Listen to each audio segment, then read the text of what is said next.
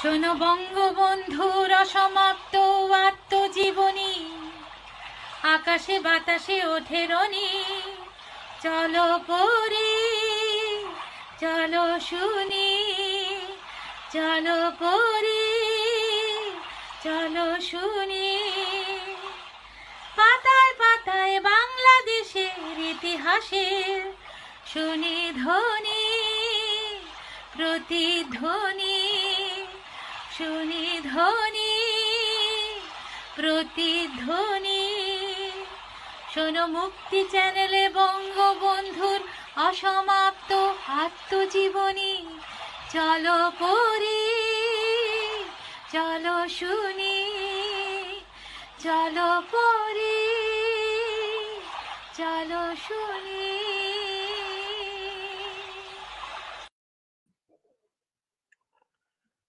বাংলার বালক শোনে আর ভাবে, একটা মানুষের চোখে কোথা থেকে আসে এত স্বপ্ন, একটা মানুষের মনে কোথা থেকে আসে এত প্রেম, একটা মানুষের আঙ্গুলে কোথা থেকে আসে এত জাদু, একটা মানুষের বুকে কোথা থেকে আসে এত সাহস, একটা মানুষের কণ্ঠে কোথা থেকে আসে এত শক্তি।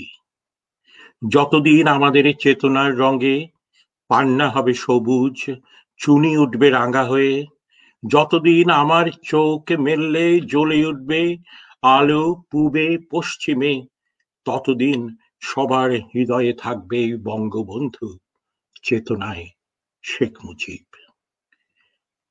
বঙ্গবন্ধু সাংস্কৃতিক জোট ইউকে আয়োজিত বঙ্গবন্ধু শেখ মুজিবুর রহমানের অসমাপ্ত আত্মজীবনী গ্রন্থের পাঠের আসরে আজ ৫৫তম পর্বে আমি উদয় শঙ্কর দাস আপনাদের সবাইকে জানাই আন্তরিক সাদর সম্ভাষণ। আপনারা জানেন প্রতি সোম থেকে শুক্রবার যুক্তরাজ্যে বিকেল ৪টায়, বাংলাদেশে রাত 10টায় এই আত্মজীবনীর পাঠের আসর বসে এবং ফেসবুকে মুক্তি অনলাইন চ্যানেল, সেই সঙ্গে ইউটিউবে মুক্তি অনলাইন চ্যানেল বিডিতে এই অনুষ্ঠান সরাসরি সম্প্রচারিত হয়। 11 সপ্তাহ হচ্ছে আমরা এই অনুষ্ঠান করছি এবং এই 11 সপ্তাহ ধরে আপনারা যেভাবে আমাদের সহযোগিতা করেছেন তাতে আমরা অনুপ্রাণিত হই। আপনারা যেভাবে আমাদের অনুষ্ঠানে উপস্থিত থেকে অনুষ্ঠান সম্পর্কে আপনাদের মন্তব্য জানান, তাতে আমাদের এই অনুষ্ঠান আরো সমৃদ্ধ হয় বলে আমাদের ধারণা। আজকেও আপনারা আমাদের অনুষ্ঠান সম্পর্কে আপনাদের মন্তব্য জানাবেন, সময় এবং সুযোগ হলে সেই মন্তব্য নিয়েও আমরা কথা বলবো। আপনারা জানেন যে আমরা এই পাঠের আসরে বঙ্গবন্ধুর অসমাপ্ত আত্মজীবনীর কয়েকটা অংশ আমরা পাঠ করি এবং আমাদের সঙ্গে যে অতিথিরা থাকেন তারা ওই অংশগুলো নিয়ে কথা বলেন এবং সার্বিকভাবে আমরা বঙ্গবন্ধুকে নিয়েও কথা বলি। গত সপ্তাহের মতো আজকের অনুষ্ঠানেও দুই প্রজন্মের দুজন অতিথি। গত সপ্তাহে আপনারা জানেন যে অধ্যাপক গোলাম মোস্তফা এসেছিলেন এবং নাট্যশিল্পী ত্রোপা মজুমদার এসেছিলেন। দুই প্রজন্মের, একজন স্বাধীনতার আগের প্রজন্মের, আরেকজন স্বাধীনতার পরের প্রজন্মের। আজকের অনুষ্ঠানেও তাই। আজকের অনুষ্ঠানের প্রথম অতিথির পরিচয়ের কোনো প্রয়োজন নেই, পরিচয় দিতে গেলে অনুষ্ঠানের সময় ফুরিয়ে যাবে। তিনি এমন একটা ব্যক্তি, একজন ব্যক্তি যে তার নাম বললেই আমরা সবাই জানি, তবুও দু একটা কথা বলতে হয়।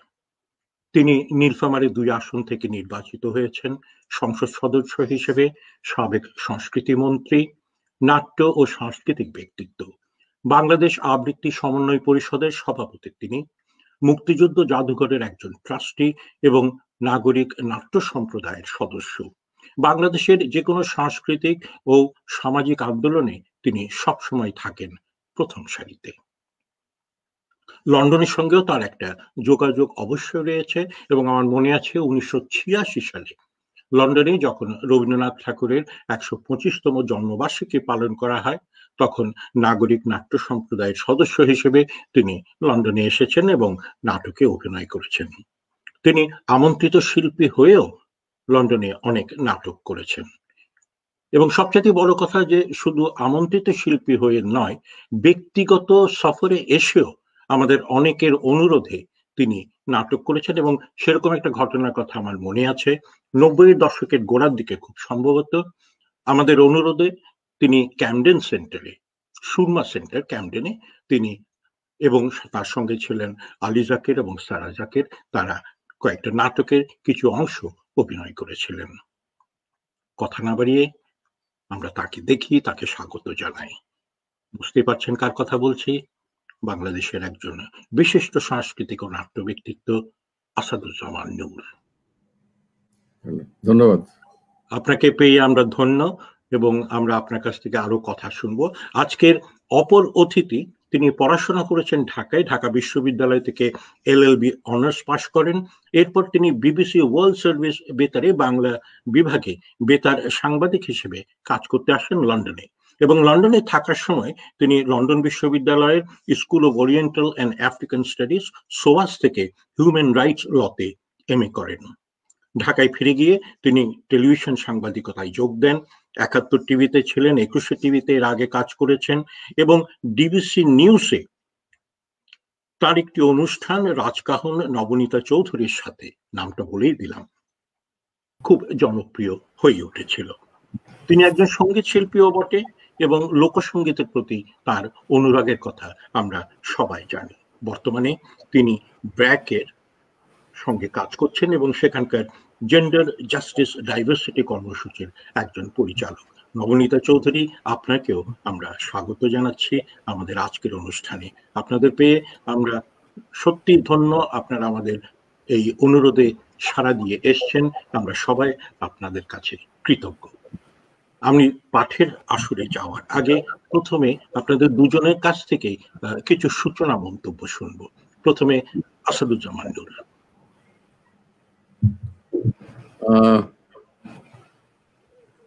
সবাইকে আমার শ্রদ্ধা, প্রীতি এবং শুভেচ্ছা জানাচ্ছি। উদয় শঙ্কর যখন আমাকে বললেন যে এই ধরনের একটি অনুষ্ঠান তারা করে থাকেন, তখন আমি স্বাভাবিকভাবেই আমন্ত্রণটি গ্রহণ করলাম, কারণ বঙ্গবন্ধুর অসমাপ্ত আত্মজীবনী পাঠ করা এবং সেটি শ্রোতারা শুনছেন, আলোচনা শুনছেন, এটি একটি খুব জরুরি একটি করণীয় বলে আমি মনে করি। কারণ অনেকের হয়তো, বিশেষ করে যারা বিদেশে আছেন আমাদের প্রবাসী বন্ধুরা, তাদের অনেকেরই হয়তো বই পড়ার সুযোগ হয় না, সময় হয় না। সেক্ষেত্রে হয়তো শুনতে পারলেও সেখান থেকে অনেক কিছু জানা যায়। এবং বঙ্গবন্ধু তার আত্মজীবনী খুবই তার নিজস্ব ভঙ্গিতে সহজ সরলভাবে লিখে গেছেন, কিন্তু সেটার ভেতর দিয়ে যে বিশাল মানুষটির পরিচয় আমরা পাই, সেটি আমাদের সকলের জন্য একটি শিক্ষণীয় বিষয়, অনুসরণ করার বিষয়, অনুকরণ করার বিষয়। তো আমি মনে করি যে এই ধরনের অনুষ্ঠান যত বেশি হবে ততই নতুন, বিশেষ করে নতুন প্রজন্মের জন্য মঙ্গলজন। এবং আমি উদয় শঙ্করকে সেজন্য আমার আন্তরিক ধন্যবাদ জানাচ্ছি।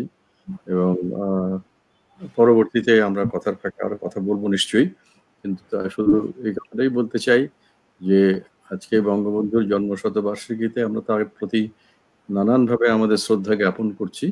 আমি মনে করি এটিও শ্রদ্ধা জ্ঞাপনের একটি বিশেষ একটি উপায়, এবং এভাবেও তাকে আমরা শ্রদ্ধা জানাতে পারি, স্মরণ করতে পারি। ধন্যবাদ। ধন্যবাদ আমরা আপনাকে। আমরা মুজিব শতবর্ষ উপলক্ষে বঙ্গবন্ধু সাংস্কৃতিক জোট ইউকে থেকে বিভিন্ন রকমের অনুষ্ঠান করার পরিকল্পনা করেছিলাম, কিন্তু বর্তমান অবস্থায় সেগুলো আমরা করতে পারছি না। কিন্তু এইভাবে যে আমরা প্রযুক্তির সাহায্য নিয়ে এটা করতে পারছি, সেটা আমাদের জন্য একটা বিরাট পাওয়া। এবং আমরা আশা করছি যে ভবিষ্যতে এই অনুষ্ঠানে, এই পাঠের আসরে আমরা যাদেরকে আমন্ত্রণ জানিয়েছিলাম এবং তারা সবাই সাড়া দিয়েছেন, তারা পরেও আমাদের সঙ্গে অন্য অনুষ্ঠানেও যোগ দেবেন। নূর সাহেব আমাকে ধন্যবাদ জানিয়েছেন, ধন্যবাদটা আমার প্রাপ্য নয়, ধন্যবাদটা প্রাপ্য পুরো যুক্তরাজ্য যে বঙ্গবন্ধু সাংস্কৃতিক জোট আছে তাদের, এর পেছনে অনেকেই কাজ করছেন, আমিও তাদের মধ্যে একজন। তবুও আপনার ধন্যবাদের জন্য আমিও আপনাকে ধন্যবাদ জানাচ্ছি। নবনীতা চৌধুরী, আপনার কাছ থেকে কিছু শুনি। প্রথমে ধন্যবাদ জানাই, কারণ এখানে আমন্ত্রণ পেয়ে, কারণ আমি বঙ্গবন্ধুর অসমাপ্ত আত্মজীবনী পাঠটাকে এটা যতবার পড়া যায় আসলে লাইনে লাইনে ছত্রে ছত্রে নতুন এত কিছু জানবার, বুঝবার এবং বিটুইন দ্য লাইন্স পড়বার সুযোগ পাওয়া যায়, সেটা একটা খুব দারুণ ব্যাপার। আর আমি আপ্লুত। আমি আসাদুজ্জামান নূর আমাদের সর্বজনপ্রিয়, মানে তার নামের আগে আসলে কি উপমা দেব তা তো জানি না, মানে কাজেই আমার আজকে সুযোগ হলো যে আমি নূর ভাইয়ের সঙ্গে স্ক্রিন শেয়ার করার সুযোগ পেলাম। আমি আসলে ধন্য, আপ্লুত সেজন্য। আমি একটু বলতে চাই যেটা, যে আমাদের প্রজন্মের জন্য এক বড় উপহার আসলে বঙ্গবন্ধুর অসমাপ্ত আত্মজীবনীটা পাঠ করবার যে আমরা সুযোগ পেলাম। মানে আমরা যদি দেখি যে এই যে ধরুন 1971 পর্যন্ত পৌঁছানো, তাতে কিন্তু একটা রাজনৈতিকভাবে প্রস্তুত করার ব্যাপার ছিল জাতিকে। এবং বঙ্গবন্ধু আসলে একেবারে ধরুন 48 সাল থেকে, মানে 47-এ তো পাকিস্তান হলো, 48 সাল থেকে তিনি এই বাঙালিকে প্রস্তুত করার ব্যাপারে মুখ্য ভূমিকা যারা রেখেছেন, আমি যদি না বলি যে তিনিই মুখ্য ভূমিকা রেখেছেন, যারা রেখেছেন তাদের প্রধানতম ব্যক্তি, যারা যিনি প্রথম থেকে স্বায়ত্তশাসনের দাবির দিকে এগুতে চেয়েছেন, যিনি প্রথম থেকে বলেছেন যে পশ্চিম পাকিস্তান পূর্ব পাকিস্তানের বৈষম্য চলতে পারে না, এই করে জাতিকে প্রস্তুত করে তো সেই 66-তে গিয়ে 6 দফা, তারপরে 71, মানে এই প্রস্তুতির পুরো বিষয়টা আসলে এই অসমাপ্ত আত্মজীবনীতে পাওয়া যায়। এই যে আত্মজীবনীটা খুঁজে পাওয়া, মানে এটা তো বঙ্গবন্ধু তনয়াদের কাছে শেখ হাসিনা শেখ রেহানার হাতে এসে একরকমের কাকতালীয় ভাবে, তারাও ভেবেছেন হারিয়ে গেছে 71-এ তাদের বাড়ি যখন লুট হয়েছে। এক সময় তাদের ফুফাতো ভাই এনে দেন, যে তাদের আরেক ফুফাতো ভাই যিনি 75-এর 15ই আগস্ট নিহত হলেন, সেই ফুফাতো ভাইয়ের ড্রয়ারে এটা ছিল, বঙ্গবন্ধু প্রিন্ট করতে দিয়েছিলেন। এটাতে কখন থেকে কখন বঙ্গবন্ধু লিখেছেন আত্মজীবনী? 1920 থেকে 1955, মানে তার জন্ম থেকে তার 35 বছর পর্যন্ত। আমরা অনেকে ভুলে যাই যে 75-এ যখন বঙ্গবন্ধু মারা গেলেন, নিহত হলেন, তাকে খুন করা হলো, তখন বঙ্গবন্ধুর বয়স মাত্র 55। মানে 55-তে এখন আসলে আজকের দুনিয়ায় রীতিমতো জীবন নতুন করে শুরু করা যায়। আর 35 পর্যন্ত বঙ্গবন্ধু, ততদিনে 49 সালে আওয়ামী লীগ গঠিত হয়ে গেছে। এই আজকে আমরা যে পৃষ্ঠাগুলো পড়বো উদয়দা, সেই পৃষ্ঠাগুলোয় 54 যুক্তফ্রন্টের নির্বাচন নিয়ে কথা হবে। হ্যাঁ, আমরা তখন, হ্যাঁ, তো সেই পুরো ইতিহাসগুলো আমরা যাদেরকে শেরে বাংলা একে ফজলুল হক, হোসেন শহীদ সোহরাওয়ার্দী, মাওলানা ভাসানী, যাদেরকে আমরা বড় নেতা হিসেবে নাম জেনেছি, তাদের সম্পর্কে সেভাবে জানার সুযোগ করে উঠতে পারিনি। বঙ্গবন্ধুর চোখে, এবং কি ক্যান্ডিড ভাবে লেখা, মানে কোনো রাগ ঢাক নাই, ঠিক আত্মজীবনী যেমন হওয়ার কথা তেমন লিখছেন। সেই সততার জায়গা থেকেও এত স্বচ্ছ বিশ্লেষণ, জাতিকে বিশ্লেষণ, রাজনীতিকে বিশ্লেষণ, এটা পাঠে কোনো, যতবার পাঠ করা যায় আসলে কিছু জানা যায়, সেই সুযোগটাও আজকে পেলাম আবারও। ধন্যবাদ। ধন্যবাদ নবনীতা চৌধুরী। এর মধ্যে বেশ কয়েকজন মন্তব্য লিখেছেন, নাজ নাইম, মাহফুজ আফরিন, তারপরে শিরিন রহমান, কাজী জাহিদ ইকবাল লিখেছেন, এবং আরো লিখেছেন সাজ্জাদ আরফিন। আপনাদের সবাইকে ধন্যবাদ। আমরা এই অনুষ্ঠানে পাঠের সময় আপনাদের কোনো কথা থাকলে বলবেন, আমরা তা নিয়েও কথা বলছি। আমরা পাঠের পর্বে এখন যাচ্ছি, সেটা শুরু করব। গতকাল 51 পর্ব শেষ হয়েছে, এখন 255 পৃষ্ঠার ঠিক নিচে যে অংশটা পড়া হয়েছিল তারপর থেকে আমি শুরু করছি। বঙ্গবন্ধু লিখছেন, আমার মনে আছে খুবই গরিব এক বৃদ্ধ মহিলা কয়েক ঘন্টা রাস্তায় দাঁড়িয়ে আছে, শুনেছে এই পথে আমি যাব। আমাকে দেখে আমার হাত ধরে বলল, বাবা, আমার এই কুঁড়ে ঘরে তোমায় একটু বসতে হবে। আমি তার হাত ধরে তার বাড়িতে যাই। অনেক লোক আমার সাথে। আমাকে মাটিতে একটা পাটি বিছিয়ে বসতে দিয়ে এক বাটি দুধ, একটা পান ও 4 আনা পয়সা এনে আমার সামনে ধরে বলল, খাও বাবা, আর পয়সা কয়টা তুমি নাও, আমার তো কিছুই নাই। আমার চোখে পানি এলো। আমি দুধ একটু মুখে নিয়ে সেই পয়সার সাথে আরো কিছু টাকা তার হাত দিয়ে বললাম, তোমার দোয়া আমার জন্য যথেষ্ট। তোমার দোয়ার মূল্য টাকা দিয়ে শোধ করা যায় না। টাকা সে নিল না, আমার মাথায় মুখে হাত দিয়ে বলল, গরিবের দোয়া তোমার জন্য আছে বাবা। নীরবে আমার চক্ষু দিয়ে 2 ফোঁটা পানি গড়িয়ে পড়েছিল। যখন তার বাড়ি থেকে বেরিয়ে আসি, সেই দিনই আমি মনে মনে প্রতিজ্ঞা করেছিলাম, মানুষের ধোঁকা আমি দিতে পারবো না। এরকম আরো অনেক ঘটনা ঘটেছিল। আমি পায়ে হেঁটে এক ইউনিয়ন থেকে অন্য ইউনিয়নে যেতাম। আমাকে রাস্তায় রাস্তায়, গ্রামে গ্রামে দেরি করতে হতো। গ্রামের মেয়েরাও আমাকে দেখতে চায়। আমি ইলেকশনে নামার পূর্বেই জানতাম না এদেশের লোক আমাকে কত ভালোবাসে। আমার মনের একটা বিরাট পরিবর্তন এই সময় হয়েছিল। গল্প কিন্তু সত্যি। এবং শেষ লাইনটা চিন্তা করুন নূর সাহেব, আমার মনের একটা বিরাট পরিবর্তন এই সময় হয়েছিল। যে কোনো লোকের জীবনে এরকম ঘটনায় পরিবর্তন আসতে বাধ্য, কিন্তু লোকের যে ভালোবাসা, জনসাধারণের যে ভালোবাসা বঙ্গবন্ধু তিনি তখন শেখ মুজিবুর রহমান পেয়েছিলেন, তার ছোট্ট একটা নিদর্শন আমরা এই অংশটুকুতে পাই।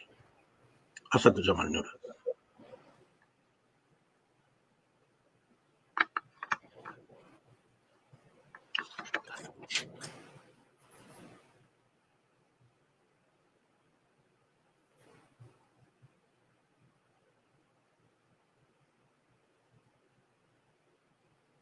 আমরা কি আসাদুজ্জামান নূরকে শুনতে পাচ্ছি না? যদি উনি মাইক্রোফোনটা আনমিউট করেন। সরি, জামান সাহেব ও মুসলিম লীগ যখন দেখতে পারলেন, আমরা এই আমরা যে অংশটা পড়েছি স্যার, সেটা নিয়ে কথা বলে তারপরে পরের অংশে যাব। আমি যেটা যে অংশটা আপনি পড়লেন সেই অংশটি তো আসলে খুবই ছুঁয়ে যায় মনকে। এবং বঙ্গবন্ধু যে একেবারে তৃণমূল পর্যায়ে মানুষের নেতা ছিলেন, এটি এই ঘটনা থেকে প্রমাণিত হয়। আসলে আমি যেটা মনে করি যে বঙ্গবন্ধু আমাদের রাজনীতিতে কতগুলো গুণগত পরিবর্তন এনেছিলেন। সেই গুণগত পরিবর্তনের মধ্যে একটি পরিবর্তন আমার কাছে, আমি অনেকগুলোর মধ্যে একটি কথাই এখন বলবো এই ঘটনার পরিপ্রেক্ষিতে, যে সেই পরিবর্তনগুলোর মধ্যে একটি হলো যে একটা সময় ছিল যখন রাজনীতিটা ছিল আপনার এই সব নবাব সাহেব, জমিদার সাহেব, খান বাহাদুর সাহেব, এদের হাতে। এরাই সবকিছু নিয়ন্ত্রণ করতেন।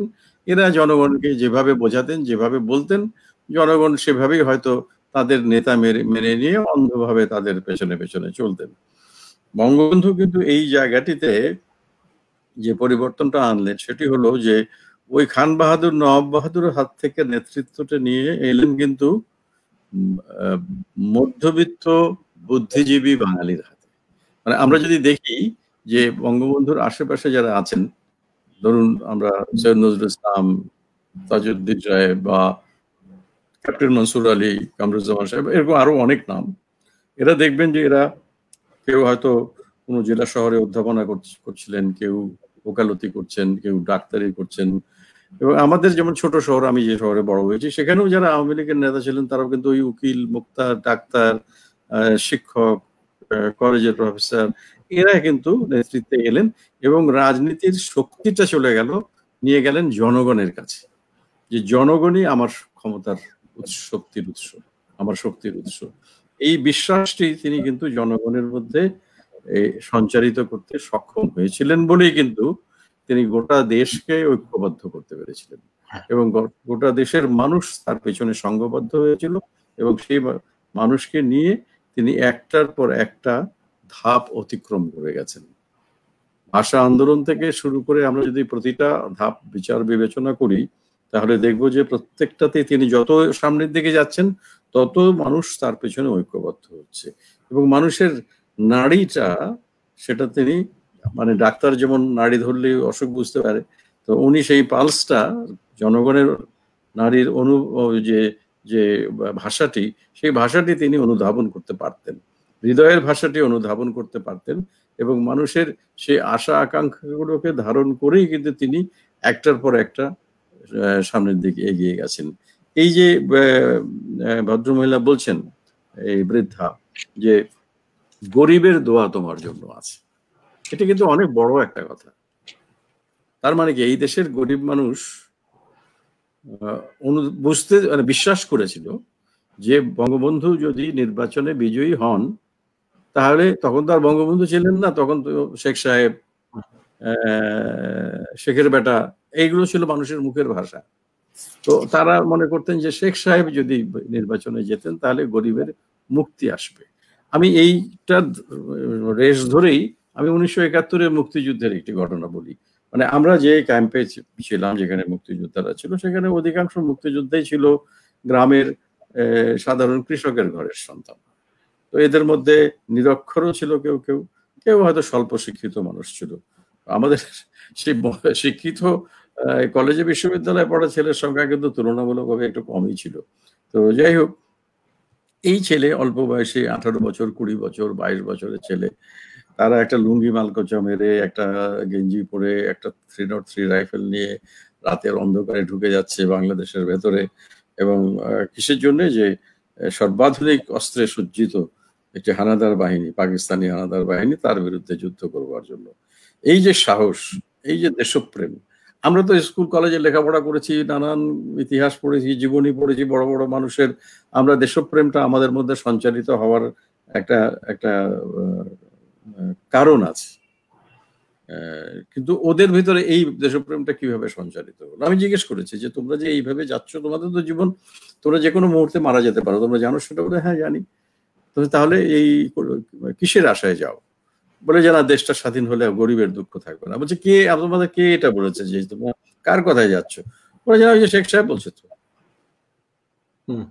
এই যে মানুষের আস্থা, বিশ্বাস, একেবারে গ্রামের সাধারণ ছেলে, যে শেখ সাহেব বলেছেন, সুতরাং এটি ধ্রুব সত্য।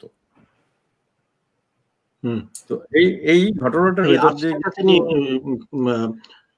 পেয়েছিলেন লোকের, এবং তিনি কিন্তু যে অংশটা আমি পাঠ করলাম তাতে আরো একটা বাক্য আছে যে মানুষকে ধোঁকা তিনি দিতে পারবেন না, এবং এই কথাটা কিন্তু তার জীবনের জন্য তার মধ্যে এই সাহসটা এবং সততাটা ছিল বলেই তিনি কিন্তু মানুষের এই আস্থাটি অর্জন করতে পেরেছিলেন, এই বিশ্বাসের জায়গাটা তিনি সৃষ্টি করতে পেরেছিলেন, এবং সে কারণেই তিনি বাঙালির অবিসম্বাদিত নেতায় পরিণত হয়েছিলেন। নবনীতা চৌধুরী, আপনার এই জায়গাটাতে তো এখানে যখন এলো বঙ্গবন্ধুর অসমাপ্ত আত্মজীবনী যে পৃষ্ঠাটা পড়ছি, ততদিনে আসলে সেটা নিশ্চিত হয়েছে যে যুক্তফ্রন্ট গড়েই নির্বাচনটায় যাচ্ছে আওয়ামী, মানে শেরেবাংলা একে ফজলুল হকের কৃষক শ্রমিক দল এবং একটি নেজামি ইসলাম নামে একটি ভুইফর দল, এবং তার সঙ্গে আওয়ামী লীগকে একরকমের ঐক্য করতে হয়েছে নানা রকম বড় নেতাদের নানা রকম হঠকারী সিদ্ধান্তে। কিন্তু আমরা যদি তার আগের পৃষ্ঠাগুলো থেকেই পড়ি, বঙ্গবন্ধু দেখবেন বারবার বলছেন যে আওয়ামী লীগের জনগণের সমর্থনের কোনো অভাব নাই। বঙ্গবন্ধু ভীষণ আত্মবিশ্বাসের সাথে বলছেন যে এই নির্বাচনে আমরা জিতবো, কারণ অন্য কোনো রাজনৈতিক দল, মুসলিম লীগের তো সামনে কোনো ব্যাখ্যা আদর্শ নাই, এবং তারা 48-এ থেকেই তার বাংলাকে রাষ্ট্রভাষা করার আন্দোলন থেকে তারা আসলে জনগণের সাথে একরকমের বিশ্বাসঘাতকতা করে যাচ্ছে।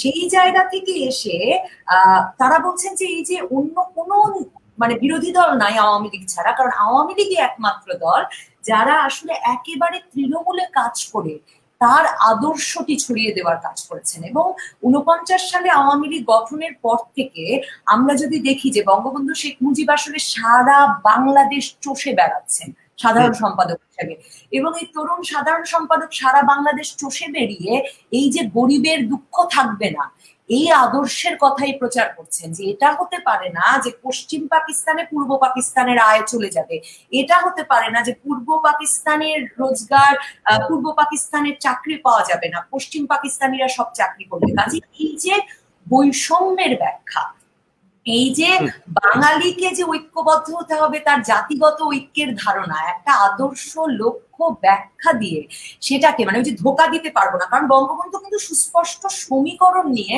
একেবারে চাষাদের মুটেদের মজুরের কাছে গেছেন, যেটা খুব সুন্দর নূর ভাই বলেছেন যে মানে বঙ্গবন্ধু তো আমাদের বিপ্লবের মহানায়ক। কেন বিপ্লবের মহানায়ক? কারণ আসলে তিনি ওই অশিক্ষিত মানুষটিও যে ভুল করেন না, এবং কি রেসপেক্ট, বারবার কিন্তু তিনি বলছেন বিভিন্ন জায়গায় যে আমার জনগণ বুঝতে ভুল করে না। মানে আমরা যে এখনো নানা সময় শহুরে মানুষ ভাবি উদয়দা যে সাধারণ মানুষ রাজনীতিটা অত বোঝে না, শিক্ষিত মানুষ অত বোঝে না, এই কথাটা কিন্তু বঙ্গবন্ধুর কোনো বিশ্বাসে ভাবনায়, পরবর্তীতে উনি তো এই বই লিখছেন, এই অসমাপ্ত আত্মজীবনী লিখছেন প্রায় 66-69 ওই সময়টায় জেলে বসে।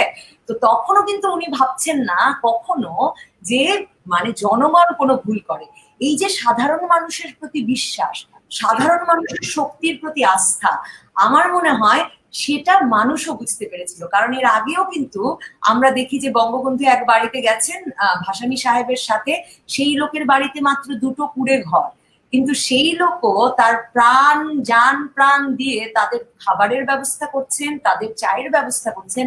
এবং কি অসাধারণ ব্যাপারটা বলুন তো, মানে এই যে ধরুন নূর ভাইয়ের মতো একজন মানুষ যখন নানা জায়গায় যান, কত মানুষ খাতির করেন, কিন্তু কজন মানুষ আসলে এই কারা এত ভালোবেসে খাতির করলো তার সাধ্যের বাইরে গিয়ে তার নামটা সহ মনে রাখেন।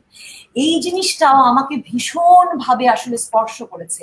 কাজে বঙ্গবন্ধু ভালোবেসেছেন, বঙ্গবন্ধু ভালোবাসা ফেরত পেয়েছেন। আর এই লাইনটা বলে শেষ করতে চাই যে লাইনটায় আপনি আপনার পাঠের অংশের ইতি টানলেন দয়দা, সেই লাইনটা আমার মনে হচ্ছে যে বঙ্গবন্ধু যখন ভালোবাসা দিতে শুরু করেছেন তখন তিনি ভালোবাসা ফেরত পাবেন সে প্রত্যাশা নিয়ে কিন্তু করেননি। তিনি যখন এই যে যুক্তফ্রন্টের নির্বাচনের প্রচারণায় বেরোলেন তখন তিনি বুঝতে পারলেন, কারণ তখন মানুষ তাকে ওই যে উনি দিচ্ছেন আওয়ামী লীগের সব আছে, নিঃস্বার্থ কর্মী আছে, জান দিয়ে দেওয়ার মানুষ আছে, শুধু টাকা নেই। তখন উনি দেখতে শুরু করলেন যে আসলে মানুষ তাকে কত ভালোবাসে, তার সকল মানে যার কিছু নেই সেও 2টো পয়সা তার হাতে তুলে দিতে চায়। এই ভালোবাসা যে ফেরত পাওয়া শুরু হলো তখন আমার মনে হয় বঙ্গবন্ধু অভিভূত হয়ে পড়লেন, কারণ তিনি তো ভালোবাসা ফেরত পাবেন বলে ভালোবাসা দেননি, তিনি ভালোবাসাটা দিচ্ছিলেন। যেমন এখানে যেমন আমার মনে হলো যে বলা দরকার, সেটা হলো যে উনি বলছেন যে আমি ইলেকশনে নামার পূর্বে জানতামই না এদেশের লোক আমাকে কত ভালোবাসে। আমার মনের একটা বিরাট পরিবর্তন এই সময় হয়েছে। মানে এই যে এক ধরনের স্বীকারোক্তির মতো যে আমি মানুষটা বদলে যাচ্ছি, যত আমি মানুষের কাছে কাছে যাচ্ছি, যত মানুষের ভালোবাসা আমি পাচ্ছি, আমি ততই আমি বদলে যাচ্ছি। এবং আমি মানুষের শুধু ভালোবাসা, ওই যেটাই নবনীতা বললো যে ভালোবাসা উনি পেয়েছেন এবং উনি দিয়েছেন, এটার হিসাব, এই দেয়া নেওয়ার হিসাবটা উনি আর করেননি। এবং এই যে একটা স্বীকারোক্তি যে আমি আসলে একটা নতুন ভাবনা নিয়ে এখন রাজনীতিতে প্রবেশ করেছি, বা আগের ভাবনার সঙ্গে আমার যে এখন একটা গুণগত পার্থক্য হয়েছে, সেটা কিন্তু উনি সবার সামনে স্বীকার করছেন। এটা নিয়ে কোনো তার মধ্যে কিন্তু কোনো রাগঢাক নেই যে না আগে আমি পুরো বইতেই কিন্তু নেই। আপনি যদি পুরো গ্রন্থটি দেখেন একেবারে সবগুলো কেমন খোলাখুলি ভাবে উনি লিখেছেন যে কোনো রাগঢাক কোনো জায়গাতেই আমরা দেখিনি। আমরা নিয়ে আরো কথা বলবো। আমাদের সত্যিই সৌভাগ্য যে এখন আসাদুজ্জামান নূর আমাদের সঙ্গে আছেন এবং আমি তাকেই অনুরোধ করব পরের অংশটি পাঠ করার জন্য।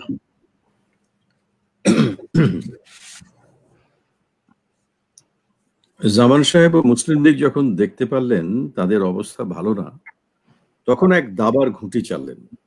অনেক বড় বড় আলেম, পীর ও মৌলানা সাহেবদের হাজির করলেন।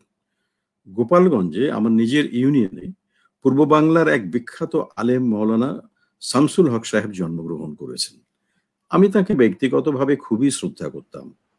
তিনি ধর্ম সম্বন্ধে যথেষ্ট জ্ঞান রাখেন। আমার ধারণা ছিল মৌলানা সাহেব আমার বিরুদ্ধাচরণ করবেন না, কিন্তু এর মধ্যে তিনি মুসলিম লীগে যোগদান করলেন এবং আমার বিরুদ্ধে ইলেকশনে লেগে পড়লেন। ওই অঞ্চলের মুসলমান জনসাধারণ তাকে খুবই ভক্তি করত। মৌলানা সাহেব ইউনিয়নের পর ইউনিয়নে স্পিড বোট নিয়ে ঘুরতে শুরু করলেন এবং এক ধর্মসভা ডেকে ফতোয়া দিলেন আমার বিরুদ্ধে যে আমাকে ভোট দিলে ইসলাম থাকবে না, ধর্ম শেষ হয়ে যাবে। সাথে শর্ষিনার পীর সাহেব, বরগুনার পীর সাহেব, শিবপুরের পীর সাহেব, রহমতপুরের শাহ সাহেব সকলেই আমার বিরুদ্ধে নেমে পড়লেন এবং যত রকম ফতোয়া দেওয়া যায় তাহা দিতে কৃপণতা করলেন না। দু চারজন ছাড়া সকল মৌলানা মৌলভী সাহেবরা এবং তাদের তালবেলেমরা নেমে পড়লো। একদিকে টাকা, অন্যদিকে পীর সাহেবরা, পীর সাহেবদের সমর্থকরা টাকার লোভে রাতের আরাম ও দিনের বিশ্রাম ত্যাগ করে ঝাঁপিয়ে পড়লেন আমাকে পরাজিত করার জন্য। কিছু সংখ্যক সরকারি কর্মচারীও এতে সক্রিয় অংশগ্রহণ করলো। ঢাকা থেকে পুলিশের প্রধানও গোপালগঞ্জে হাজির হয়ে পরিষ্কারভাবে তার কর্মচারীদের হুকুম দিলেন মুসলিম লীগকে সমর্থন করতে। ফরিদপুর জেলার ডিস্ট্রিক্ট ম্যাজিস্ট্রেট জনাব আলতাফ গহর সরকারের পক্ষে কাজ করতে রাজি না হওয়ায় সরকার তাকে বদলি করে আরেকজন কর্মচারী আনলেন। তিনি আমার এলাকায় যেয়ে নিজেই বক্তৃতা করতে শুরু করলেন এবং ইলেকশনের 3 দিন পূর্বে সেন্টারগুলি এক জায়গা থেকে অন্য জায়গায় নিয়ে গেলেন যেখানে জামান সাহেবের সুবিধা হতে পারে। আমার পক্ষে জনসাধারণ, ছাত্র ও যুবকরা কাজ করতে শুরু করলো নিঃস্বার্থভাবে।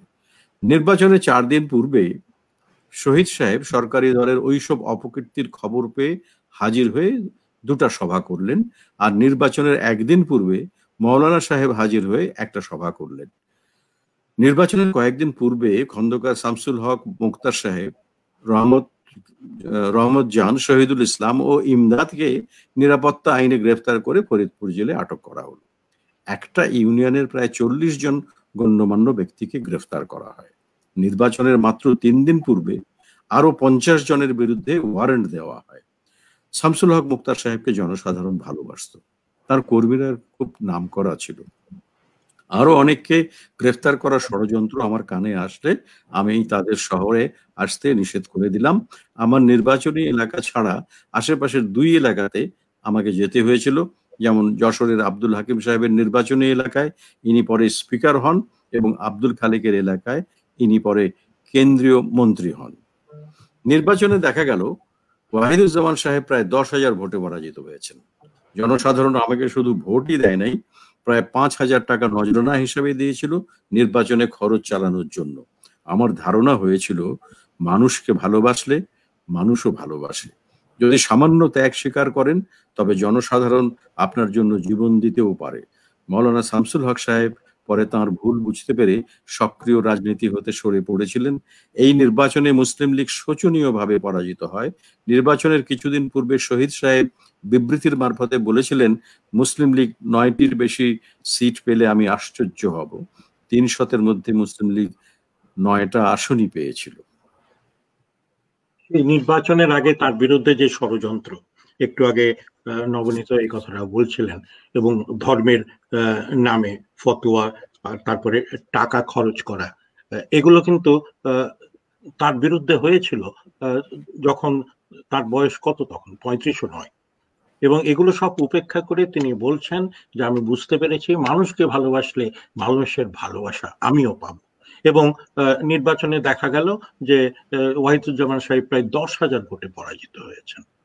নবনীতা চৌধুরী, আপনাকে জিজ্ঞেস করি, তারপরে আমি আসাদুজ্জামান নূরের কাছে যাব এই অংশটা। আমার কাছে মনে হয় কি, আমি অসমাপ্ত আত্মজীবনী পড়লে আমাদের একটা জাতিগত পরিচয় পাই। মানে জাতিগত পরিচয়ের জায়গাটা হচ্ছে যে যেই আসলে সাধারণ মানুষের কাছে বঙ্গবন্ধু যাদের কাছে আস্থা রেখেছিলেন, যারা আসলে 17 কোটি বাঙালি, তখন তো 17 কোটি নয়, তাদের সিংহভাগ, সেই মানুষরা যে ভুল করেন না, সেই মানুষদেরকে আপনি যখন, এবং তাদের যে রাজনৈতিক সচেতনতা, মানে এই যে ধরুন তখন তো আমাদের অর্থনৈতিক অবস্থাও, এটা মানে কোন সেই 54 সালের কথা, সেই পুরো সময়টার আমরা যদি আর্থসামাজিক শিক্ষাগত অবস্থাটা চিন্তা করি, সেই সময়ও একটা, এবং বঙ্গবন্ধু এই পৃষ্ঠাগুলোর কোথাওই বলেছেন কিন্তু যে এই যে রাজনৈতিক সচেতনতা আমাদের জাতি, মানে সবসময় কিন্তু আমরা একটা রাজনৈতিক পরিবর্তন, রাজনৈতিক দলের মাধ্যমে পরিবর্তনে আমরা তার মানে সেই সময় থেকে প্রস্তুত। এটা আমাকে খুব আশাবাদী করেছে।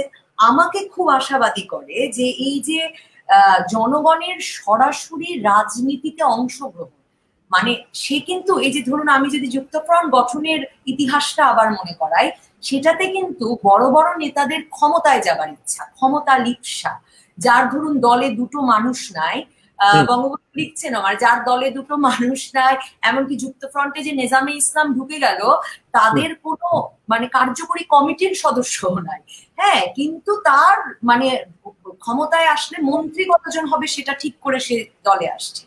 কিন্তু আপনার বাংলাদেশের সাধারণ মানুষের কথা যদি বলি, সে তার দুয়ানা পয়সাও দিচ্ছে কারণ সে রাজনৈতিক কার্যক্রমে অংশ নিতে চায়। সে রাজনীতির মাধ্যমে, সে কোনো ষড়যন্ত্রের মাধ্যমে নয়, সে কোনো মানে মসনদে বসে আলোচনার মাধ্যমে নয়, সে একেবারে মাঠের রাজনীতি থেকে ভোটের রাজনীতির মাধ্যমে সে তার ভাগ্য পরিবর্তনে তখন বিশ্বাস করে। যে 54 নির্বাচন তো একটা দীর্ঘ সময়ে নির্বাচনী প্রক্রিয়ায় ফেরায় আন্দোলনের ফসল।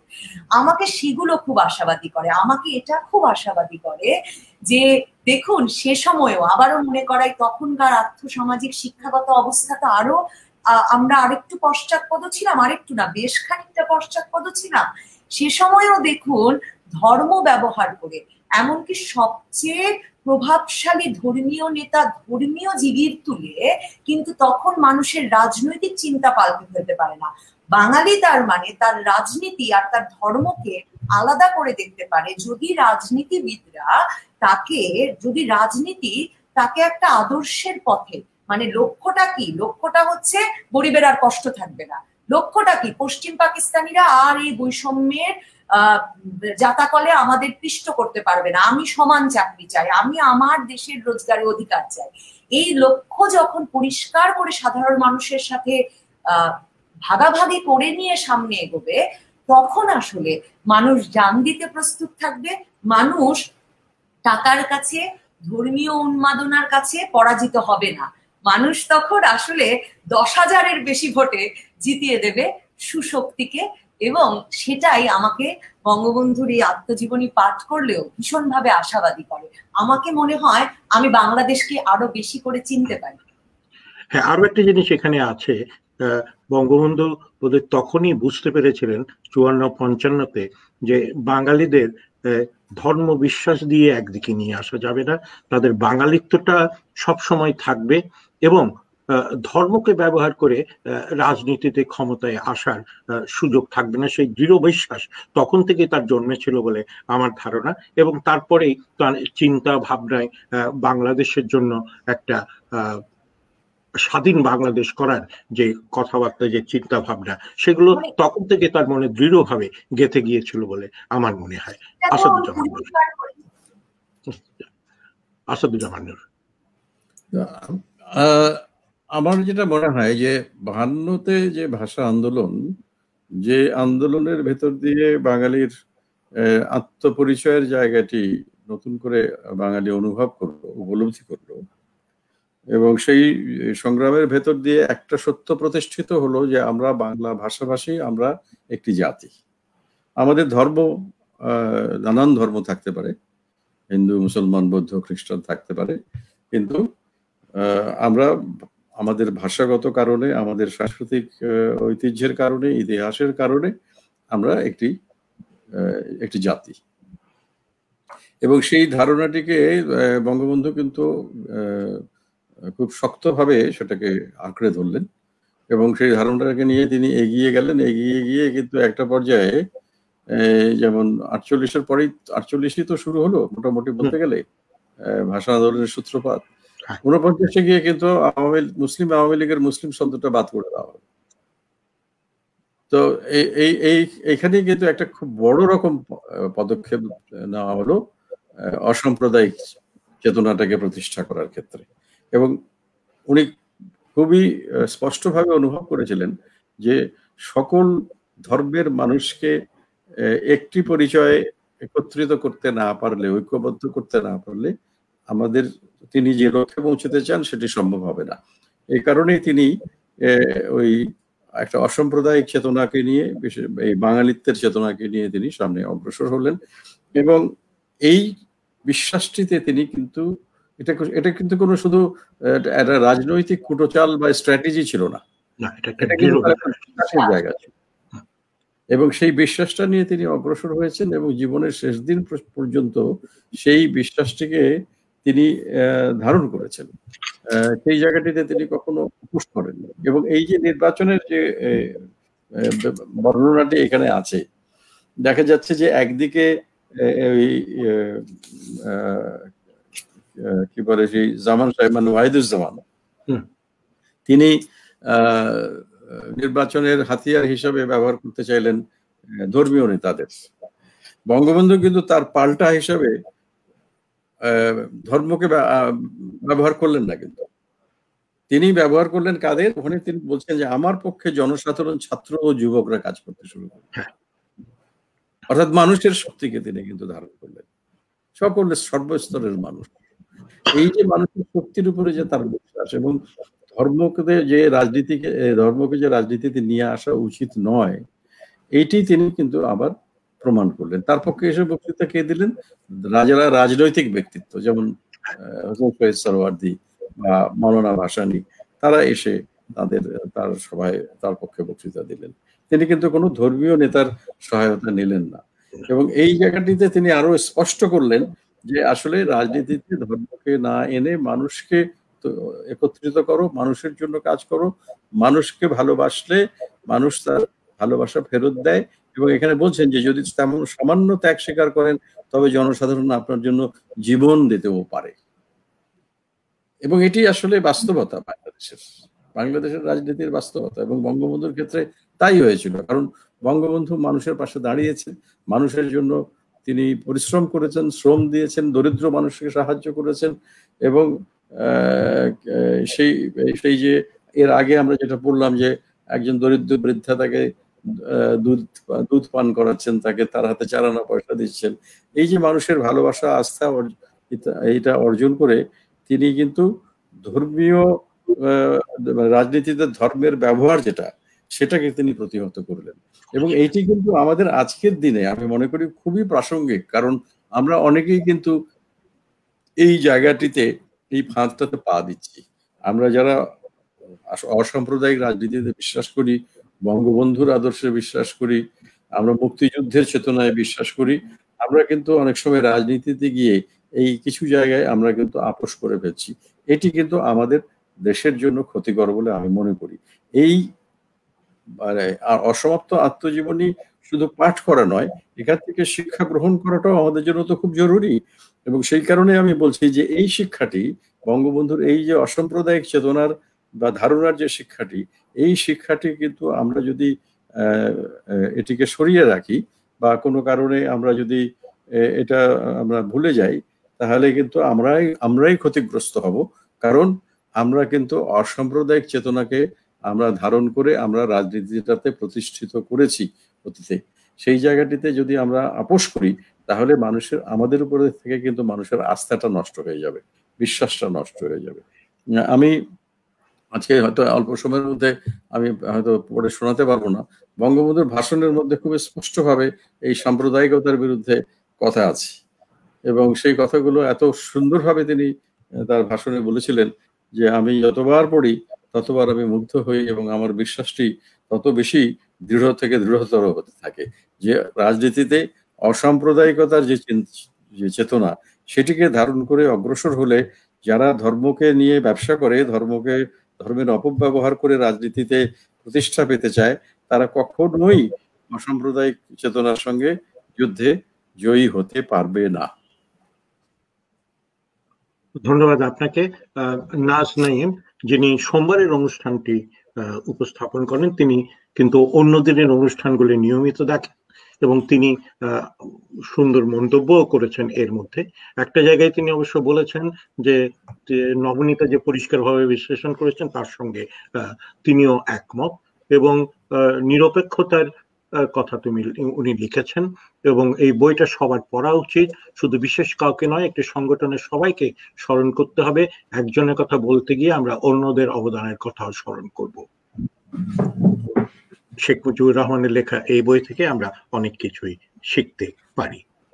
পরের অংশটি পড়ার জন্য অনুরোধ করব নবনীতা চৌধুরীকে। পড়ছি। দুনিয়ার ইতিহাসে একটা ক্ষমতাসীন দলের এভাবে পরাজয়ের খবর কোনোদিন শোনা যায় নাই। বাঙালিরা রাজনীতির জ্ঞান রাখে এবং রাজনৈতিক চেতনাশীল। এবারও তারা তার প্রমাণ দিল। 1946 সালে পাকিস্তান ইস্যুর ওপর সাধারণ নির্বাচনেও তারা তা প্রমাণ করেছিল।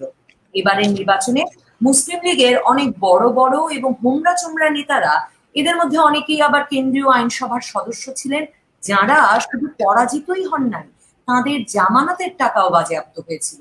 এমনকি পূর্ব বাংলার প্রধানমন্ত্রী জনাব নুরুল আমিনও পরাজিত হন।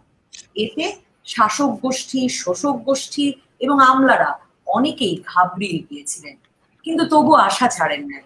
তারা চক্রান্তমূলক নতুন কর্মপন্থা গ্রহণ করতে চেষ্টা করতে লাগলেন, বিশেষ করে পশ্চিম পাকিস্তানের শিল্পপতি ও ব্যবসায়ীরা, যারা পূর্ব বাংলায় কারখানা ও ব্যবসা পেতে বসেছেন এবং যথেষ্ট টাকাও মুসলিম লীগকে প্রকাশ্যভাবে দিয়ে সাহায্য করেছেন। তারা ভয়ানক অসুবিধায় পড়ে গেলেন। তারা জানেন তাদের পেছনে দাঁড়াবার জন্য এখনো কেন্দ্রীয় সরকার মুসলিম লীগের হাতে আছে। যারা পরাজিত হলেন তারা গণতান্ত্রিক পন্থায় বিশ্বাস কোনোদিন করতেন না, তাই জনগণের এই রায় মেনে নিলেন না, ষড়যন্ত্রের রাজনীতি আরম্ভ করলেন। পূর্ব বাংলা ছেড়ে সকলেই প্রায় করাচিতে আশ্রয় নিলেন। পশ্চিম পাকিস্তানের নেতারা, শিল্পপতিরা ও আমলারা এদের বিপর্যয়ে খুবই ব্যথা পেলেন, কারণ এরকম সুবোধ বালক তারা কি আর ভবিষ্যতে পাবেন, যারা পূর্ব বাংলার সম্পদ পশ্চিম পাকিস্তানে দিয়ে দেবেন? একটু প্রতিবাদও করবেন না।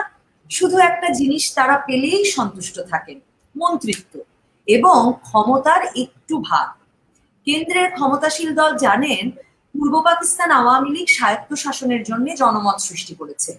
পূর্ব ও পশ্চিম পাকিস্তানের মধ্যে যে অর্থনৈতিক বৈষম্য দিন দিন বেড়ে চলেছে, চাকরি, ব্যবসা বাণিজ্য ও মিলিটারিতে বাঙালিদের স্থান দেওয়া হচ্ছে না, এ সম্বন্ধে আওয়ামী লীগ সংখ্যা তত্ত্ব দিয়ে কতগুলো প্রচারপত্র ছাপিয়ে বিলি করেছে সমস্ত দেশে। সমস্ত পূর্ব বাংলায় গানের মারফতে গ্রাম্য লোককবিরা প্রচারে নেমেছে। ধন্যবাদ আপনাকে। নূর সাহেবের কাছে এই অংশটুকু নিয়ে আলোচনা করতে বলবো। এবং আমি এখানে যেটা দেখছি সেটা হচ্ছে যে নির্বাচনে বড় বড় নেতারা হেরে গেছেন, হেরে গেছেন এবং তারা পশ্চিম পাকিস্তানে চলে যাচ্ছেন। এবং বাংলার এরা যে নবনীত যে কথাটা একটু আগে বলছিল যে ওরা ক্ষমতার জন্যই কিন্তু রাজনীতি করছিলেন, ওরা জনগণের জন্য রাজনীতি করছিলেন না। এবং শেষ লাইনটার কথা আমার খুব ভালো লাগছে, যে সমস্ত পূর্ব বাংলায় গানের মারফতে গ্রাম্য লোককবিরা প্রচারে নেমেছেন এবং বিভিন্ন স্তরের লোক কে তিনি এক জায়গায় আনতে পেরেছিলেন। এটা থেকেও সেই প্রমাণটা আমরা পাই। আসাদুজ্জামান নূর। আচ্ছা, আমি এই নবনীতা যে অংশটুকু পড়লেন সেটাতে যাওয়ার আগে আমি ওই বঙ্গবন্ধুর যে ভাষণের কথাটা বলছিলাম সেটা আমি হাতের কাছে পেয়ে গেছি, আমি এটা একটু পড়ে শোনাই। এটা এই ভাষণটা উনি দিয়েছিলেন 1974 সালে, যখন ওই আওয়ামী লীগের কাউন্সিলে 18ই জানুয়ারি, যেখানে উনি আওয়ামী লীগের সভাপতি পদটা ছেড়ে দেন, কারণ উনি তখন রাষ্ট্রপ্রধান বলে। তো সেখানে ওই ভাষণে তিনি বলছিলেন এক জায়গায় যে আমরা বাঙালি, আমরা জাতীয়তাবাদে বিশ্বাস করি, আমি যদি ভুলে যাই আমি বাঙালি, সেদিন আমি শেষ হয়ে যাব। আমি বাঙালি, বাংলা আমার ভাষা, বাংলা আমার দেশ, বাংলার মাটি আমার প্রাণের মাটি, বাংলার মাটিতে আমি মরব। বাংলার কৃষ্টি, বাংলার সভ্যতা আমার কৃষ্টি ও সভ্যতা। এই বাঙালি জাতীয়তাবাদ তোমাদের মনে রাখতে হবে। আর একটা জিনিস, রাজনীতিতে যারা সাম্প্রদায়িকতা সৃষ্টি করে, যারা সাম্প্রদায়িক, তারা হীন ও নীচ, তাদের অন্তর ছোট। যে মানুষকে ভালোবাসে সে কোনোদিন সাম্প্রদায়িক হতে পারে না। আপনারা যারা এখানে মুসলমান আছেন তারা জানেন যে খোদা যিনি আছেন তিনি রাব্বুল আলামিন, রাব্বুল মুসলিমিন নন। হিন্দু হোক, খ্রিস্টান হোক, মুসলমান হোক, বৌদ্ধ হোক, সমস্ত মানুষ তার কাছে সমান। সেই জন্যই তারপরেই আসছি, যারা এই বাংলার মাটিতে সাম্প্রদায়িকতা করতে চায় তাদের সম্পর্কে সাবধান হয়ে যেও। আওয়ামী লীগের কর্মীরা, তোমরা কোনোদিন সাম্প্রদায়িকতাকে পছন্দ করো নাই, তোমরা জীবনভর তার বিরুদ্ধে সংগ্রাম করেছো। তোমাদের জীবনে থাকতে হবে যেন বাংলার মাটিতে আর কেউ সাম্প্রদায়িকতার বীজ বপন করতে না পারে। খুবই এটাই ছিল তার স্পষ্ট স্বপ্ন, তার এটাই অবস্থান ছিল এবং তার স্বপ্ন। তার দর্শন। হ্যাঁ। আর নবনীতা যে অংশটুকু পড়লেন সেখানে আমাদের তদানীন্তন পাকিস্তানে পূর্ব ও পশ্চিমের মধ্যে যে বৈষম্যটি এবং সেখানকার পুঁজিপতিদের আমাদের বাঙালিদের যে শোষণ করার যে বিষয়টি, সেটি অত্যন্ত স্পষ্ট। আমরা যে স্বাধীনতার দিকে অগ্রসর হলাম তার পিছনে তো এই বৈষম্যটাই কাজ করছিল, এই শোষণটাই কাজ করছিল। ওখানকার যারা ধনিক শ্রেণী, আমরা তখন বলতাম কত পরিবার, আমরা 11 পরিবার না 7 পরিবার 13 পরিবার 22 পরিবার বলতাম, পাকিস্তানের 22 পরিবার। 22 পরিবার। এই 22 পরিবারই ছিল সমস্ত শোষণের মানে যন্ত্র তাদের হাতে, এবং সেই তার দ্বারা আমরা নিষ্পেষিত হতাম। এবং বাঙালি এই যে 6 দফা যখন দিলেন বঙ্গবন্ধু, সেখানে একটা পোস্টার ছিল, যে পোস্টারটা খুবই তাৎপর্যপূর্ণ এবং এটি বিশাল সাড়া ফেলেছিল মানুষের মধ্যে। সেটি হলো যে সোনার বাংলা শ্মশান কেন? এই সোনার বাংলা শাসন কেন, এর মধ্যে কিন্তু ওই বৈষম্যের একটা ছবি তুলে ধরা হয়েছিল বিভিন্ন তথ্য দিয়ে। এবং ওইটাই কিন্তু বাঙালি ওই পোস্টারটি এত জনপ্রিয় হয়েছিল যে এটি যে কত লক্ষ সারা বাংলাদেশে পুনর্মুদ্রিত হয়েছিল তার হিসেব মনে হয় আজ পর্যন্ত দেওয়া সম্ভব নয়। ওইটাই ছিল বাঙালির প্রাণের কথা, এবং সেই কথাগুলি এখানে তিনি তুলে ধরেছেন। আর এখানে যে শেষের দিকে এসে যে গ্রাম্য লোকেরা কবিরা প্রচারে নেমেছেন, বঙ্গবন্ধু তো যতই রাজনীতি করুন, উনি কিন্তু রাজনীতি এবং সংস্কৃতিকে কখনো পৃথক করেননি। উনি সংস্কৃতিটাকেই মনে করেছেন যে রাজনীতির উৎস, এবং এই সংস্কৃতি বলতে তো শুধু সঙ্গীত, নৃত্য বা নাটক নয়, সংস্কৃতি অনেকগুলো অঙ্গ আছে, একটা জীবনবোধ, জীবন একটা সভ্যতা। সুতরাং সেইটার কথাই তিনি বারবার বলে গেছেন, এবং সংস্কৃতি এবং রাজনীতির সমন্বয় ঘটিয়েই তিনি কিন্তু চলতে চেয়েছেন। আমাদের একটা ঘটনা এই প্রসঙ্গে আমি বলতে চাই, এটাই সম্ভবত এটা 1974 সালেরই ঘটনা। সেটা হলো যে বাংলা একাডেমি একটা সিদ্ধান্ত নিয়েছিল যে তারা একটি আন্তর্জাতিক সাহিত্য সম্মেলন করবেন। তো সেই সম্মেলনে প্রধান অতিথি করবার জন্য তারা সবাই মিলে বঙ্গবন্ধুর কাছে গেছেন, বাংলা একাডেমির যারা কর্মকর্তা। তো বঙ্গবন্ধু সবকিছু শুনে বললেন যে, আরে আমি রাজনীতি করি, আমি সাহিত্য সভার সম্মেলনের প্রধান অতিথি কেন হবো? আমাদের সময় তো এরকম সম্মেলন হয়েছে, সেখানে বড় বড় লেখক যারা, তারা প্রধান অতিথি হয়েছে, এখানে আমি যাবোটা বললাম। উনি না করে দিলেন। না করে দেওয়ার পরে সবাই মিলে আবার ধরেছে যে না, বঙ্গবন্ধু এটা একটা আন্তর্জাতিক সম্মেলন, বিভিন্ন দেশের মানুষ আসবেন, আপনি একটা নতুন স্বাধীন দেশ আমাদের দিয়েছেন, তারা শুনতে চাইবে যে এই দেশ নিয়ে আপনি কি ভাবছেন না ভাবছেন, তারা তো জানতে চাইবে। তো তিনি কিছুক্ষণ চুপ করে থাকলেন, এবং তারপরে একটু চিন্তা করে বললেন যে ঠিক আছে আমি যাব, কিন্তু মঞ্চে আমার সঙ্গে 3 জন মানুষ থাকতে হবে। সেই 3 জনের মধ্যে একজন হলেন পল্লী কবি জসিমউদ্দিন, একজন হলেন শিল্পাচার্য জয়নুল আবেদিন, আরেকজন ঢাকা বিশ্ববিদ্যালয়ের ভাইস চ্যান্সেলর হয়েছিলেন এবং আমাদের দেশের প্রখ্যাত বিজ্ঞানী অধ্যাপক মতিন চৌধুরী। এই 3 জনকে মঞ্চে রাখতে হবে, এবং পরবর্তীকালে তাই হয়েছিল। এখনো বাংলা একাডেমিতে যদি যান, ওই ছবিটি কিন্তু এখন আছে, যে বঙ্গবন্ধুর পাশে এই 3 জন মানুষ বসে আছেন। এটা থেকে কিন্তু উনি গোটা জাতিকে কিন্তু একটা বার্তা দিয়েছিলেন, যে একজন রাষ্ট্রনায়ক, তিনি দেশ পরিচালনা করতে গেলে তার সঙ্গে কিন্তু শিক্ষার মানুষ, সংস্কৃতির মানুষ, বিজ্ঞানের মানুষ, শিক্ষার মানুষ, এরা থাকতে হবে, শিল্পকলার মানুষ, এদের থাকতে হবে।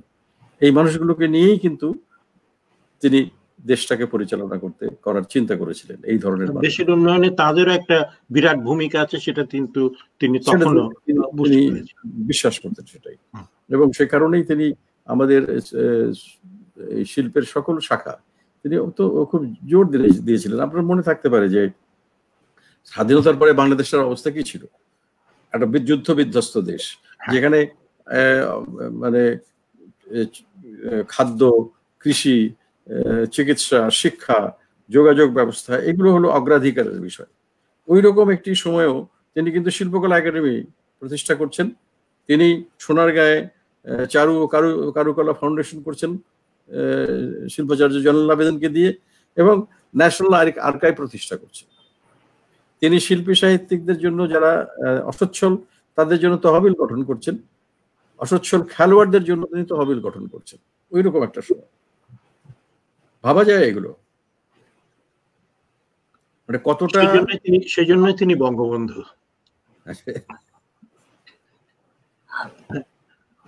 হ্যাঁ, নবনীতা কিছু বলতে চাইছিলেন। আমি এখানে আসলে এই পৃষ্ঠাটা খুঁজছিলাম নূর ভাইয়ের কথা শুনতে শুনতে, একটা পৃষ্ঠা থেকে একটু পড়বো, 111 পৃষ্ঠায় যাব, মানে যেখানে শেষ আমি পাঠ করছিলাম সেটা যে পূর্ব বাংলায় গানের মাধ্যমেও এই যে সেই সোনার বাংলা শ্মশান কেন, এই বৈষম্যের কথা প্রচার করা হচ্ছে। আমি যদি ভুল না করি, আমরা জানি যে শাহ আব্দুল করিম তিনি নাকি বঙ্গবন্ধুর সভা হলেও তার সামনে শুরুতে তিনি গান গাইতেন। আমরা যদি বঙ্গবন্ধুর এই অসমাপ্ত আত্মজীবনীতেই দেখি যে নূর ভাই বলছিলেন না যে ধর্মীয় নেতারা তার বিরুদ্ধে প্রচারণা চালাচ্ছেন, তার মানে কিন্তু এই না যে বঙ্গবন্ধু ধর্ম বিকৃতিতে নেমে পড়লেন, বঙ্গবন্ধু তা করলেন না। টাকা ছড়ানো হচ্ছে, তার মানে কিন্তু এই না বঙ্গবন্ধুও তার রাজনীতির বাইরে গিয়ে টাকা ছড়াতে শুরু করলেন। তিনি তার রাজনীতি এবং আদর্শের জায়গায় ঠিক থাকলেন। এবং এই যে সংস্কৃতি যে একটা শক্তিশালী মাধ্যম হতে পারে জনগণের কাছে পৌঁছানোর, সেটা কিন্তু আসলে বঙ্গবন্ধুর ভেতরে ছিল, এটাও তার বিশ্বাসের অংশ, এর প্রতি ভালোবাসাটা শিল্পের প্রতি এবং শিল্পীর প্রতি।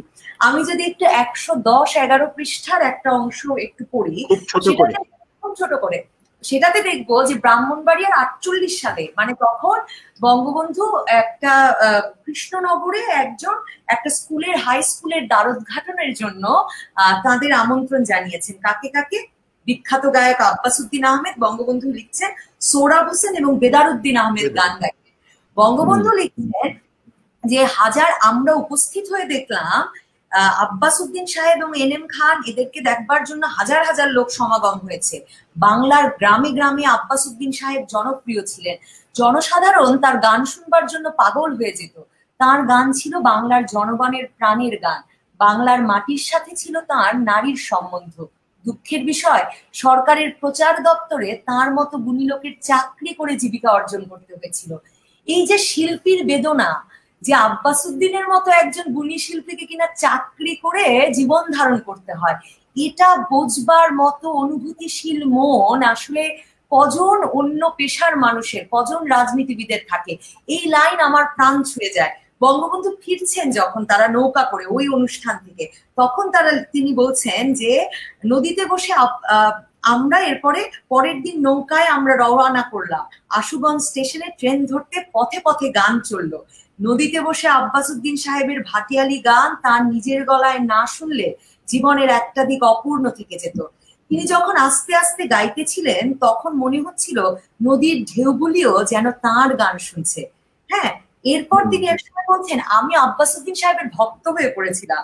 তিনি আমাকে বলেছিলেন, মুজিব, বাংলা ভাষার বিরুদ্ধে বিরাট ষড়যন্ত্র চলছে, বাংলা রাষ্ট্রভাষা না হলে বাংলার কৃষ্টি সভ্যতা সব শেষ হয়ে যাবে। আজ যে গানকে তুমি ভালোবাসো এর মাধুর্য ও মর্যাদাও নষ্ট হয়ে যাবে।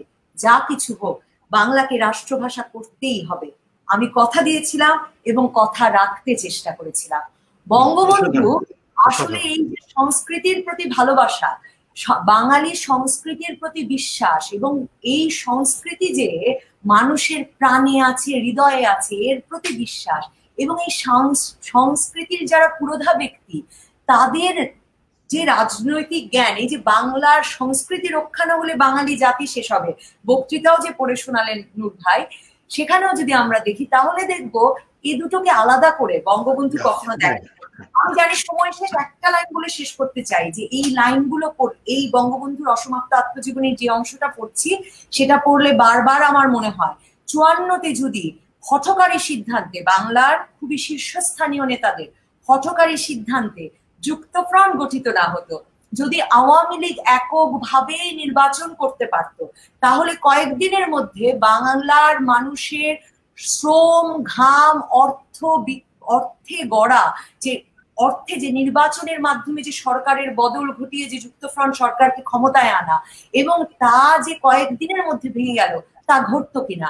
54তেই যদি আওয়ামী লীগ ক্ষমতায় আসতো, তাহলে আসলে সেই স্বায়ত্ত শাসনের দাবি তুলবার জন্য আমাদের 66 পর্যন্ত অপেক্ষা করতে হতো কিনা, ইতিহাস হয়তো অন্যরকম হয়ে যেত, আরো আগে আমাদের জীবনে আসতো কিনা, এই কথা বারবার মনে হয় এই পৃষ্ঠাগুলো পড়ে। ধন্যবাদ আপনাকে। এর মধ্যে কামরুল হক, চৌধুরী মোহাম্মদ মিরাজ, রাশেদ হাসান আবৃত্তি শিল্পী এবং আজাদুল ইসলাম সুমন অনুষ্ঠানের প্রশংসা করে অনেক মন্তব্য করেছেন। এখানে একটা অনুষ্ঠান করি নূর সাহেব। হ্যাঁ বলুন। আমরা ওই যে সংস্কৃতির প্রসঙ্গটা থেকে আমি আর এই যে ধর্মীয় নেতারা যে তার বিরুদ্ধে নামলেন, আচ্ছা সেখানে কিন্তু উনি একটা কথা বলছেন, উনি নিজেকে ধর্মকে ব্যবহার করলেন না ওনার রাজনীতিতে, কিন্তু আবার এটাও বলছেন যে শামসুল হক সাহেব সম্পর্কে, মৌলানা শামসুল হক সম্পর্কে, যে আমি তাকে ব্যক্তিগতভাবে খুবই শ্রদ্ধা করতাম, তিনি ধর্ম সম্বন্ধে যথেষ্ট জ্ঞান রাখেন, ফলে এটাও কিন্তু আছে। সুতরাং মানে কিন্তু উনি ধর্মকে কিন্তু রাজনীতিতে ব্যবহার করছেন না, মানে এই যে একটা মানে কোথায় লাইনটা টানতে হবে, হ্যাঁ রেখা তিনি টেনে দিয়েছেন। আপনি ধর্মের সাথে আনুগত্য থাকতে হবে, আপনি ধর্মীয় হতেই পারেন, হ্যাঁ, কিন্তু রাজনীতির সঙ্গে ওটা আমি একসঙ্গে করব না। সেটাই, কারণ তিনি তো লিখলেন যে তাকে সবাই যে ভক্তি করতো, সর্বজন শ্রদ্ধেয় বেশি শামসুল হক সাহেব ছিল। আসলে তো এই আলোচনার কোনো শেষ নাই, সেটাই বলছি, আমরা 1 ঘন্টার অনুষ্ঠান করতে চাই, কিন্তু 1 ঘন্টায় কোনোদিন আমরা শেষ করতে পারি না, কিন্তু শেষ করতেই হবে। আপনাদেরও অনেক রাত হয়ে গেছে ঢাকায়। তবে এই অনুষ্ঠানে আসাদুজ্জামান নূর আসবেন যখন আমরা প্রচারপত্রতে দিলাম, তখন অনেক লোক ফোন করেছেন যে এই অনুষ্ঠানটা যেন আসাদুজ্জামান নূরের আবৃত্তি ছাড়া শেষ না হয়, এবং আমি আসাদুজ্জামান নূরের সঙ্গে ব্যাপারে কথাও বলি, এবং শ্রোতাদের যে অনুরোধ ছিল সেটাও ওনাকে আমি জানিয়েছি। তবে উনি বললেন যে আমি আমার পছন্দের একটা কবিতা আবৃত্তি অবশ্যই করব। সুতরাং অনুষ্ঠান শেষ করার আগে সেই আবৃত্তিটা শুনবো। তবে তার আগে বলে রাখি যে আগামীকাল বৃহস্পতিবার অনুষ্ঠান পরিবেশন করবেন সৈয়দ আল ফারুক, এবং তার সঙ্গে থাকবেন 3 জন অতিথি: আসাদ মান্নান কবি, আনিসুল হক কথা সাহিত্যে, এবং শুভদীপ চক্রবর্তী বাচিক শিল্পী ও কবি। আগামীকাল লন্ডন সময় অর্থাৎ যুক্তরাজ্য সময় বিকেল 4টায়, বাংলাদেশে রাত 10টায় সৈয়দ আল ফারুক এই অনুষ্ঠান পরিবেশন করবেন। আপনারা আমাদের সেই অনুষ্ঠানে যোগ দেবেন, এবং শেষ করার আগে আসাদুজ্জামান নূরের কাছে তার পছন্দের একটি কবিতা আবৃত্তি আমরা শুনবো। আমি কবিতা শুনলে তো নবনীতার গান শোনানো উচিত। নবনীতার গানটা আরেকদিন হবে। গান নিয়ে আমি 1 মিনিট কথা বলি। সেটা হচ্ছে যে বঙ্গবন্ধু গানপ্রিয় লোক ছিলেন, সেটা একটু আগে আমরা দেখেছি, এবং সেরকম একটা পরিকল্পনা যে আমাদের নেই তা নয়। সুতরাং নবনীতা তৈরি থেকো। আচ্ছা, আমি সৈয়দ শামসুল হকের আমার পরিচয় কবিতাটি পড়ছি। এটি 40 লাইনের একটি কবিতা, কিন্তু এই 40টা লাইনে গোটা বাঙালির ইতিহাস এর মধ্যে ধরা আছে।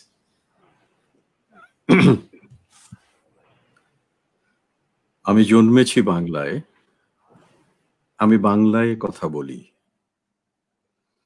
আমি বাংলার আলপথ দিয়ে 1000 বছর চলি, চলি পলি মাটি কুমলে আমার চলার চিহ্ন ফেলে, 1300 নদী শুধায় আমাকে, কোথা থেকে তুমি এলে?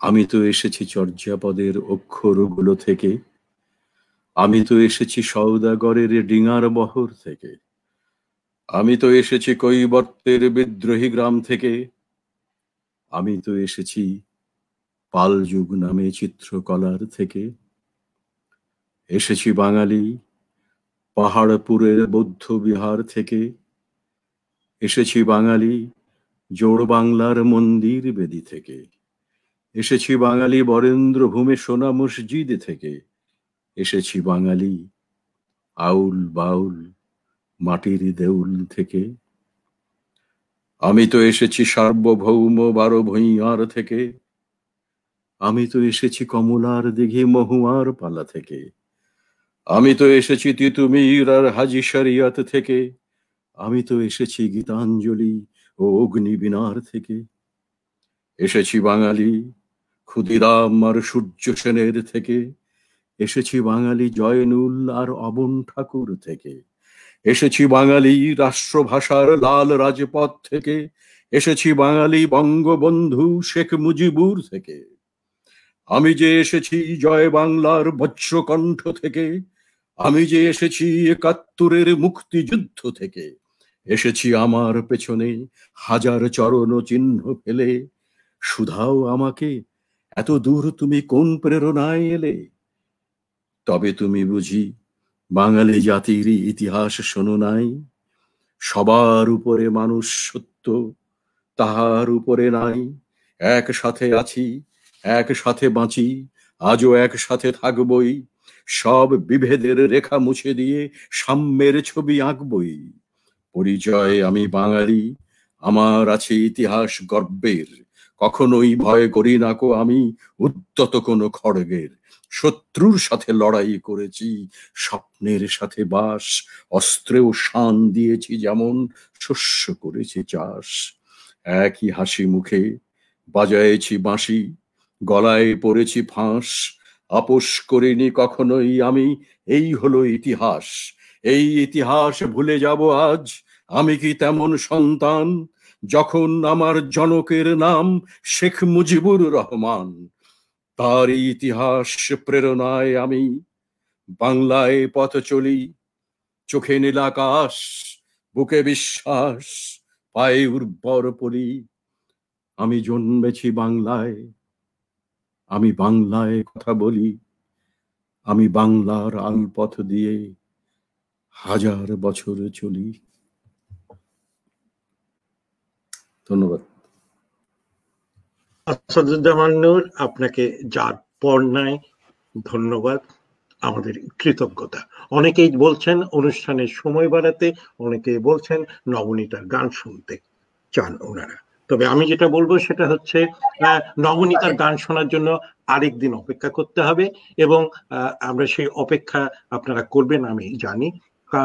কামরুল হক লিখেছেন, রাশেদ হাসান আমাদের শুভেচ্ছা জানিয়েছেন, এবং এ প্রসঙ্গে সবাইকে জানাই যে এই অনুষ্ঠান করার পেছনে যে যান্ত্রিক সহযোগিতা, কারিগরি সহযোগিতার জন্য যার কাছে আমরা সবাই কৃতজ্ঞ এবং যাকে ধন্যবাদ না জানালেই নয়, তিনি হচ্ছেন বঙ্গবন্ধু সাংস্কৃতিক জোট লন্ডন মহানগর শাখার সভাপতি নজরুল ইসলাম ওয়াকিব।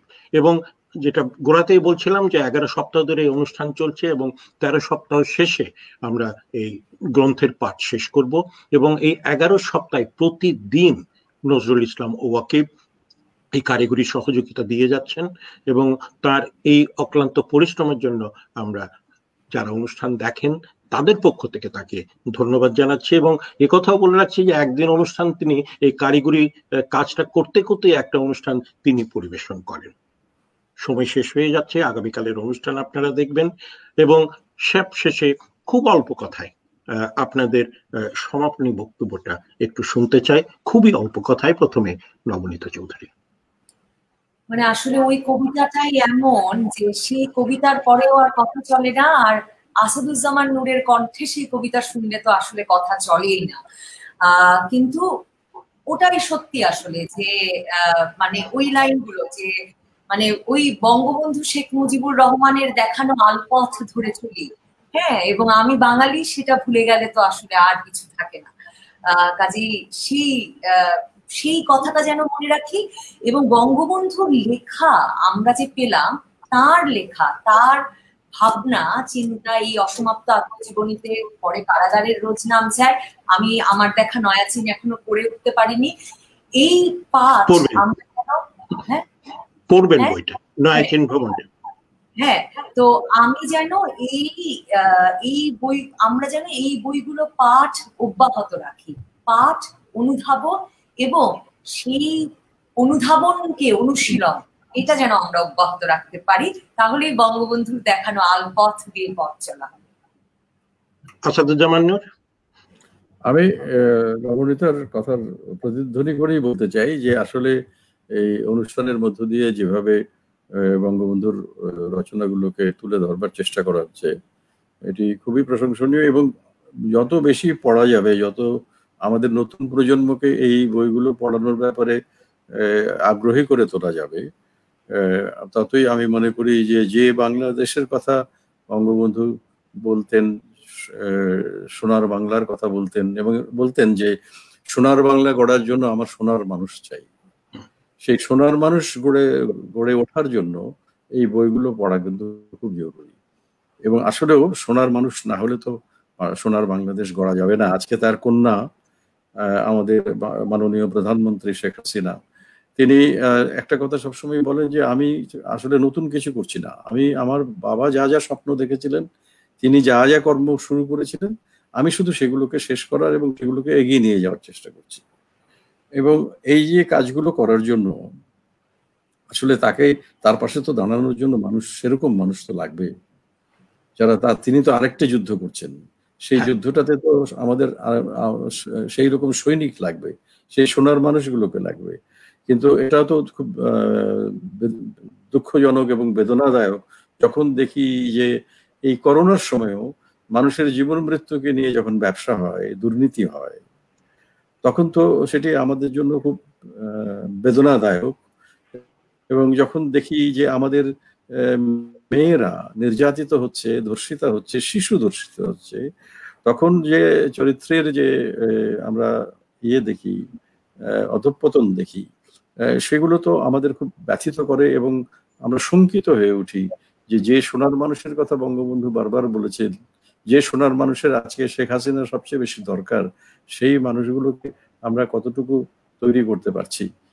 আমাদের সকলেই এই সময়টাতে অনেক বেশি দায়িত্বশীল হওয়ার প্রয়োজন হয়ে পড়েছে বলে আমি মনে করি। আমাদের অভিভাবক যারা, আমাদের শিক্ষক যারা, আমাদের সমাজের নেতা যারা, রাজনীতির নেতা যারা, সকলেরই একটা মিলিত প্রয়াস এখানে দরকার সেই মানুষ তৈরি করবার জন্য। ধন্যবাদ আপনাকে। এখানে আপনি তরুণ প্রজন্ম অথবা নতুন প্রজন্মের কথা বলছিলেন। আমরা এখানে বঙ্গবন্ধু সাহিত্যিক জোটের তরফ থেকে এই অসমাপ্ত আত্মজীবনের যে ইংরেজি অনুবাদটা আছে তা আমরা রোববারে পাক্ষিকভাবে এখানকার গড়ে ওঠা তরুণদের আয়োজনে, তাদের পরিবেশনায় এই অনুষ্ঠানটা আমরা প্রচার করছি। এবং প্রত্যেকটা অনুষ্ঠানে প্রাপ্তবয়স্ক একজন থাকে, কিন্তু তরুণরাই এই অনুষ্ঠানটা ইংরেজিতে তারা পরিবেশন করছেন, তারা কথা বলছেন। এবং যেটা বলছিলাম যে সময় 1 ঘন্টার অনুষ্ঠান করার পরিকল্পনা, কিন্তু 1 ঘন্টায় কোনোদিন থাকা যায় না। আমার দৃঢ় বিশ্বাস যে ভবিষ্যতে আসাদুজ্জামান নূর, নবনীতা চৌধুরী আমাদের ভবিষ্যৎ পরিকল্পনায়, ভবিষ্যৎ কর্মসূচিতে, ভবিষ্যৎ অনুষ্ঠানে আপনারা যোগ দেবেন। আপনাদের আলোচনায় আমরা সবাই ঋদ্ধ হয়েছি, আপনারা আমাদের সঙ্গে ছিলেন, নিজেদের আমরা ধন্য মনে করছি, আপনাদের কাছে আমরা বিশেষভাবে কৃতজ্ঞ। আমিও বঙ্গবন্ধু সাংস্কৃতিক জোট ইউকে কে আন্তরিক ধন্যবাদ জানাচ্ছি। আমি শুরুতে শুধু আপনাকে ধন্যবাদ জানিয়েছিলাম, এখন আমি বঙ্গবন্ধু সাংস্কৃতিক জোটকেও আমি ধন্যবাদ জানাচ্ছি আন্তরিকভাবে। ধন্যবাদ। বিশেষ ধন্যবাদ, আসলে এটাও একটা দারুণ উদ্যোগ যে ওখানে বেড়ে ওঠা প্রজন্মকে দিয়ে ইংরেজি পাঠটাও করানো হচ্ছে, এটাও একটা দারুণ ব্যাপার। এটা খুবই দরকারি কাজ, একটা খুবই ভালো উদ্যোগ। অনেক ধন্যবাদ আপনাদের। এবং যারা অনুষ্ঠান দেখছেন তারা নিয়মিত আমাদের সঙ্গে থাকবেন। যেটা বলছিলাম, আমরা পরিকল্পনা করেছি 20শে নভেম্বর উর্মি মাজহার এই অনুষ্ঠান পরিবেশন করবেন, এবং সেই অনুষ্ঠানের মাধ্যমে এই আত্মজীবনীর পাঠের আসর আমরা শেষ করব। কিন্তু এখানেই শেষ নয়, আরো অনুষ্ঠানের পরিকল্পনা আমরা করেছি এবং অনেক কর্মসূচিও আমরা গ্রহণ করেছি। এবং আমাদের দৃঢ় বিশ্বাস এই আত্মজীবনের পাঠের আসরে বিভিন্ন অনুষ্ঠানে বিভিন্ন যে অতিথি আমাদের সঙ্গে যোগ দিয়েছেন তাদের সহযোগিতা সেখানেও আমরা পাবো। এবং সেই সঙ্গে আপনারা নিয়মিত যারা আমাদের অনুষ্ঠান দেখেন, আমাদের সহযোগিতা করেন, আমাদের উৎসাহ দেন, আপনাদের উষ্ণ উপস্থিতি আমাদের উৎসাহিত করে, অনুপ্রাণিত করে। আপনারা সবাই ভালো থাকবেন এবং এই করোনাকালে 3টা জিনিস মনে রাখবেন: নিয়মিত সাবান দিয়ে হাত ধোবেন, মুখোশ পরবেন এবং শারীরিক দূরত্ব বজায় রাখবেন।